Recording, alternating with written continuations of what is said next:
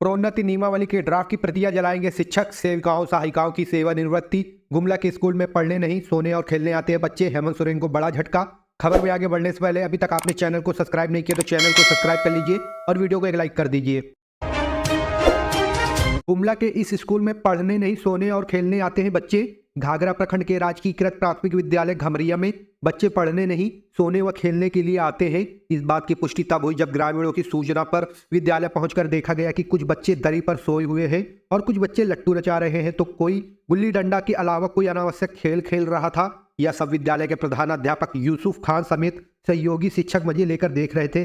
Photo खींचते हुए देख शिक्षक की नींद उड़ गई और उन्होंने बच्चों को कक्षा में जाकर बैठने के लिए डांटने लगे। इस दौरान देखा गया मध्याह्न भोजन भी जैसे तैसे रसोई में बन रहा था और विद्यालय परिसर शौचालय में ताला लटका था। इस संबंध में सहायक शिक्षक से पूछा गया तो उन्होंने कहा बाथरूम खराब हो गया है इसलिए ताला लगा दिया गया है। जबकि जिला शिक्षा पदाधिकारी से पूछने पर उन्होंने कहा कि 1 साल पूर्व ही मैंने अपनी देखरेख में बाथरूम को बनवाया था, इतनी जल्दी कैसे खराब हो सकता है। बता दें कि मध्याह्न भोजन में सोमवार व शुक्रवार को बच्चों को अंडा देना है। सोमवार के दिन विद्यालय मकर संक्रांति की छुट्टी थी, पर उक्त अंडों को दूसरे दिन जिस दिन विद्यालय खुला है उस दिन देना था, पर बच्चों को नहीं दिया गया। इस संबंध में प्रधानाचार्य से पूछने पर उन्होंने कहा कि किसी और दिन अंडा दे दिया जाएगा। इस संबंध में जिला शिक्षा पदाधिकारी से पूछा गया तो उन्होंने कहा कि पत्रकारों द्वारा जानकारी मिली है, इस पर प्रखंड शिक्षा प्रसार पदाधिकारी के माध्यम से जांच कराई जाएगी और दोषियों पर सख्त कार्रवाई की जाएगी। झारखंड प्रोन्नति नियमावली के ड्राफ्ट की प्रतियां जलाएंगे शिक्षक। प्रारंभिक स्कूल के शिक्षक 28 जनवरी को झारखंड प्रोन्नति नियमावली 2024 के ड्राफ्ट की प्रतियां जलाएंगे। वही ड्राफ्ट के विरोध में 17 फरवरी को मुख्यमंत्री आवास का घेराव करेंगे। झारखंड प्रगतिशील शिक्षक संघ के अध्यक्ष आनंद किशोर साहू और महासचिव बलजीत कुमार सिंह ने इसकी घोषणा की है। संघ की ऑनलाइन बैठक में इस पर निर्णय लिया गया है। बैठक में झारखंड प्रारंभिक शिक्षक प्रोन्नति नियमावली 2024 को सिरे से खारिज कर दिया गया। ड्राफ्ट जारी होने के बाद झारखंड प्रगतिशील शिक्षक संघ ने चरणबद्ध आंदोलन करने की घोषणा की है। आंदोलन में 18 जनवरी को सभी जिला कमेटी अपने प्रखंड और जिले के सभी शिक्षकों से संगठनिक स्तर पर नियमावली के विरोध में सुझाव देने को कहा गया है। 20 जनवरी को राज्य के सभी जिला मुख्यालय में ऑनलाइन ऑफलाइन बैठक कर उपायुक्त और जिला शिक्षा अधीक्षक को ज्ञापन देंगे। 22 जनवरी को विधायकों व मंत्रियों से मिलकर ज्ञापन सौंपा जाएगा। 24 जनवरी को ट्विटर अभियान चलाएंगे। वहीं 28 जनवरी को नियमावली की ड्राफ्ट प्रति को जलाकर सोशल मीडिया कैंपेन चलाएंगे। 31 जनवरी को मीडिया के सामने बात रखेंगे और 17 फरवरी को मुख्यमंत्री आवास का 1 दिवसीय घेराव किया जाएगा। संघ ने आंदोलन की सफलता के लिए प्रमंडलीय प्रभारी बनाया है। दक्षिण छोटा नागपुर प्रमंडल का सुमित कुमार नंदन को, कोल्हान प्रमंडल का ब्रजमोहन यादव को, उत्तरी छोटा नागपुर प्रमंडल का प्रकाश हर्षवर्धन को, संथाल परगना का राकेश कुमार को और पलामू प्रमंडल का दिनेश कुमार शुक्ला को प्रभारी बनाया गया है। 64 CDPO व 444 सुपरवाइजरों की होगी नियुक्ति। JPSC और JSSC को भेजी गई अनुशंसा। महिला बाल विकास और सामाजिक सुरक्षा विभाग में रिक्त पदों को भरने का प्रक्रिया शुरू कर दी गई है। विभाग के अधीन बाल विकास परियोजना पदाधिकारी के 64 पदों पर और महिला पर्यवेक्षिका के 444 पदों पर नियुक्ति संबंधित कार्रवाई की जा रही है। इन रिक्त पदों को भरने के लिए JPSC और JSSC को अनुशंसा भेज दी गई है। विभागीय सचिव कृपानंद झा ने उक्त जानकारी दी है। श्री झा ने बताया कि राज्य में कुल 37,432 आंगनबाड़ी केंद्र में से 6,850 केंद्रों को सक्षम आंगनबाड़ी केंद्र के रूप में विकसित किया जाएगा। इन आंगनबाड़ी केंद्र में विशेष सुविधाएं दी जाएंगी। साथ ही 29,000 से ज्यादा सेविकाओं को स्मार्टफोन उपलब्ध कराया जाएगा। विभागीय सचिव ने बताया कि विभाग द्वारा 10,000 से ज्यादा आंगनबाड़ी केंद्र के भवन का निर्माण DMFT व CSR फंड के तहत कराने की योजना है। आंगनबाड़ी सेविकाओं के लिए 9,500 रुपये प्रतिमाह तथा सहायिकाओं के लिए 4,750 रुपये प्रतिमाह निर्धारित किया गया है। साथ ही प्रतिवर्ष क्रमशः 500 रुपये और 250 रुपये मानदेय वृद्धि का प्रावधान भी है। सेविकाओं सहायिकाओं की सेवानिवृत्ति की उम्र बढ़ाकर 62 वर्ष कर दी गई है। इनकी सेवानिवृत्ति की तिथि 30 अप्रैल तय की गई है। इससे विभाग के पास एक साथ आंकड़े उपलब्ध रहेंगे और समय सीमा में नियुक्ति हो पाएगी। राज्य में 6 लाख गर्भवती महिलाओं को लाभान्वित करने के लिए योजना शीघ्र शुरू की जा रही है। साथ ही उन्होंने बताया कि आंगनबाड़ी केंद्र के बच्चे अब बेंच डेस्क पर बैठेंगे। राज्य सरकार सभी आंगनबाड़ी केंद्र में बेंच डेस्क उपलब्ध कराएगी। वही सरकारी स्कूल के तर्ज पर आंगनबाड़ी के बच्चों को भी पोशाक, जूता, मोजा और स्कूल किट दिए जाएंगे। झारखंड सरकार कराएगी प्रवेश परीक्षाओं की कोचिंग, इन शर्तों के साथ कर सकते हैं आवेदन।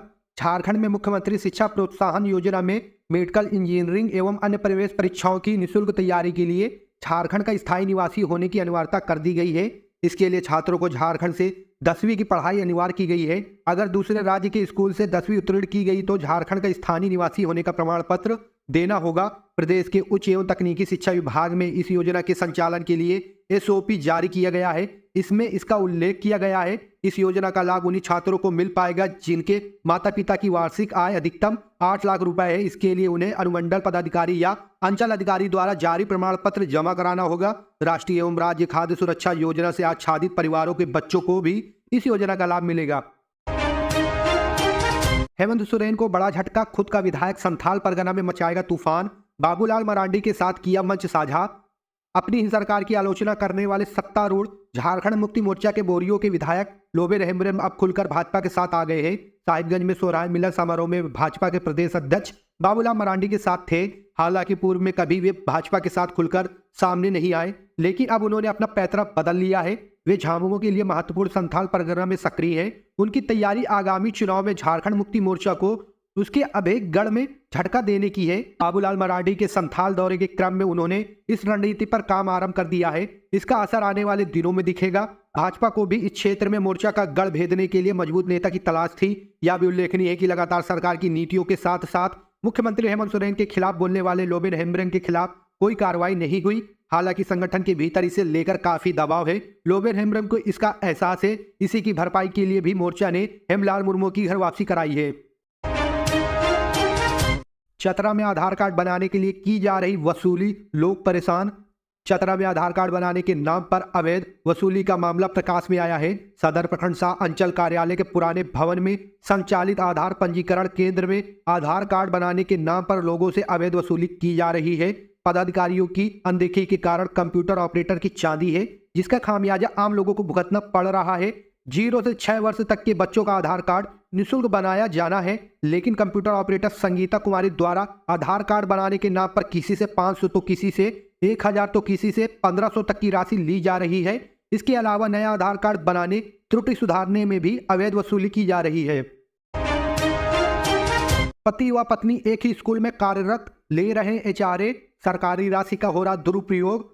स्कूली शिक्षा एवं साक्षरता विभाग माध्यमिक शिक्षा निदेशालय की अधिसूचना के अनुसार पति व पत्नी शिक्षक के एक जिले में पदस्थापित होने पर दोनों को एक ही स्कूल में पदस्थापित नहीं किया जाना है। यथासंभव उन्हें एक ही प्रखंड में उनके संवर्ग के अनुरूप के समीपवर्ती स्कूलों में पदस्थापित किया जा सकेगा। बावजूद CM school of excellence R Mitra +2 school Deoghar में पीजीटी शिक्षक विमलेश कुमार पंकज एवं सहायक शिक्षक कुंदन कुमारी पिछले 1 दशक से ज्यादा समय से कार्यरत हैं। यही नहीं, पति व पत्नी दोनों एचआरए भी ले रहे हैं। यह विशुद्ध रूप से विभागीय अधिसूचना को दरकिनारा कर सरकारी राशि का दुरुपयोग का मामला है। प्राप्त जानकारी के अनुसार एचआरए के मामले में जिले के निकासी एवं वयन पदाधिकारी के द्वारा इस संबंध में स्कूल के प्रधानाध्यापक से लिखित रूप से जवाब भी मांगा गया था। प्रधानाध्यापक के द्वारा जवाब भी दिया गया। इस आधार पर पीजीटी शिक्षक का करीब 1 माह तक एचआरए का भुगतान बंद कर दिया गया था, लेकिन पुनः दबाव में एचआरए चालू कर दिया गया। अभी भी एचआरए का भुगतान नियमित रूप से किया जा रहा है।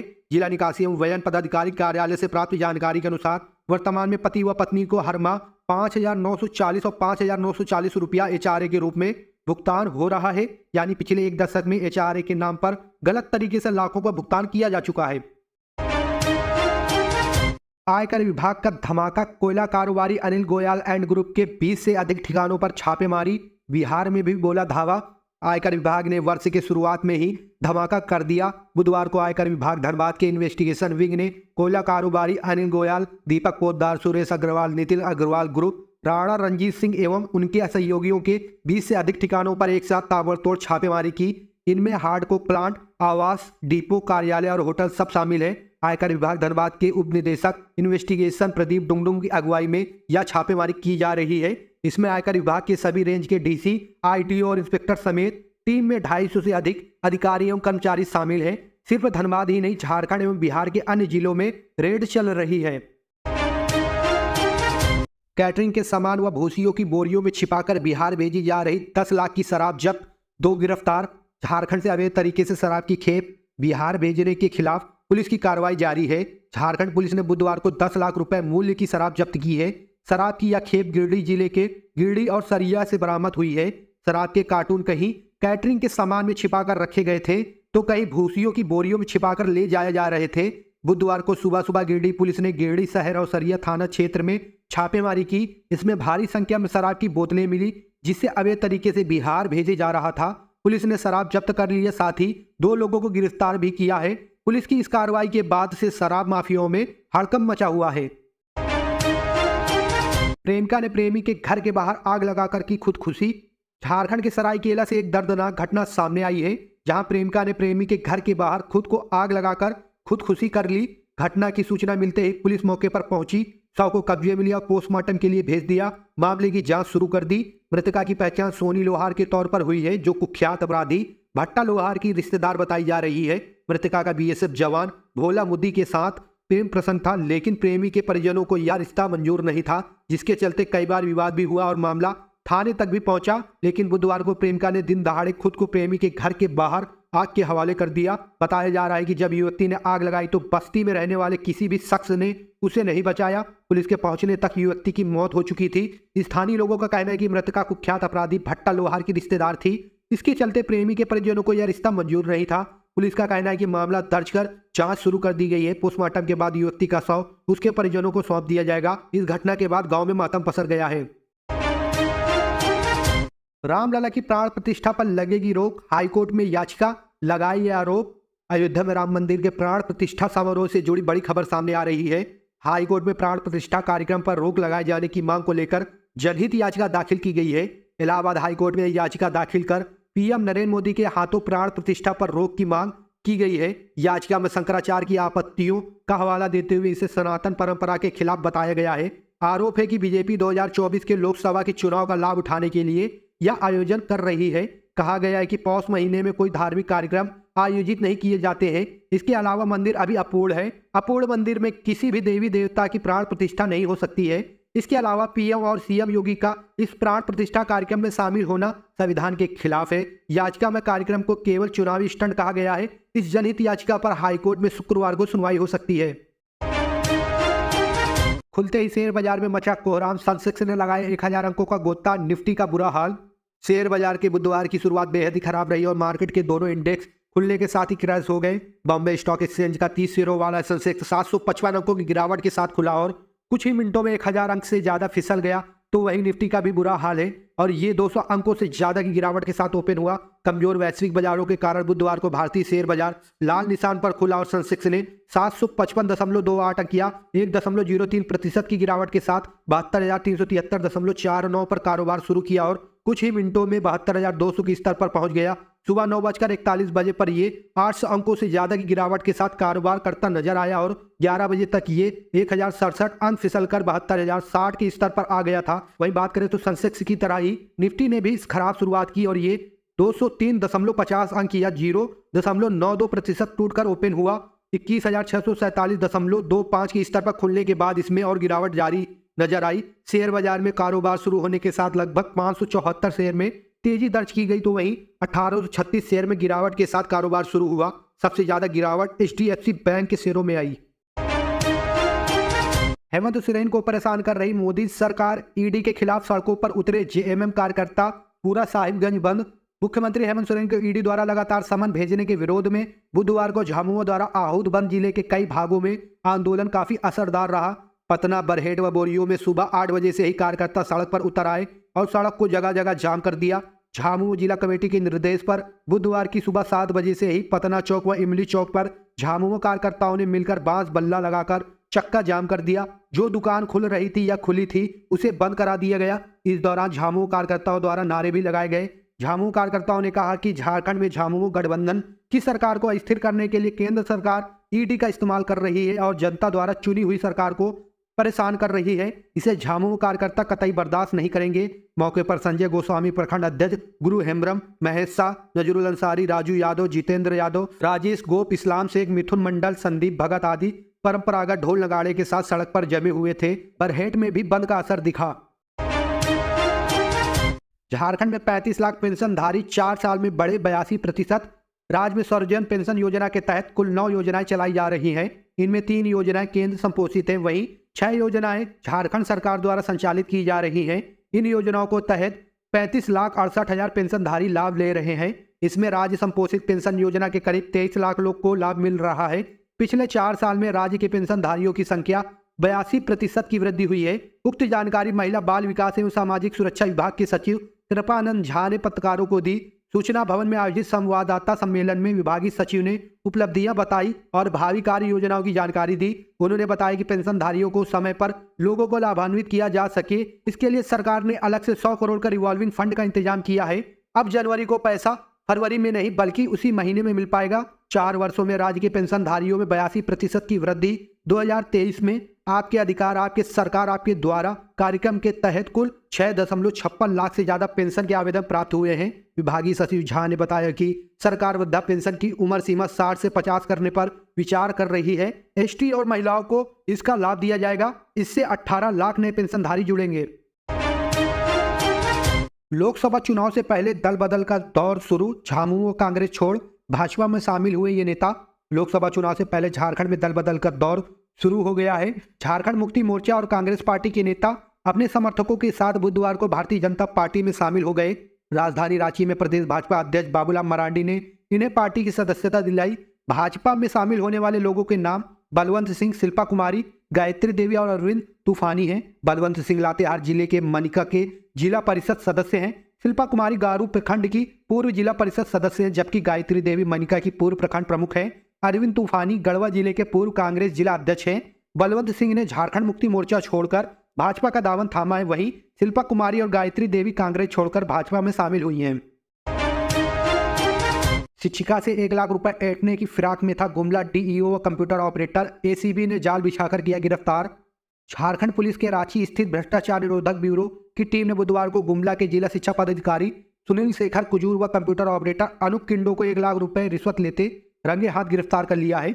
इस मामले में एसीबी रांची के थाने में 2 जनवरी को कांड दर्ज किया गया है। अब एसीबी की टीम दोनों के विरुद्ध आगे की जांच शुरू कर दी है। शिकायतकर्ता कुंती कुमारी एक शिक्षिका है।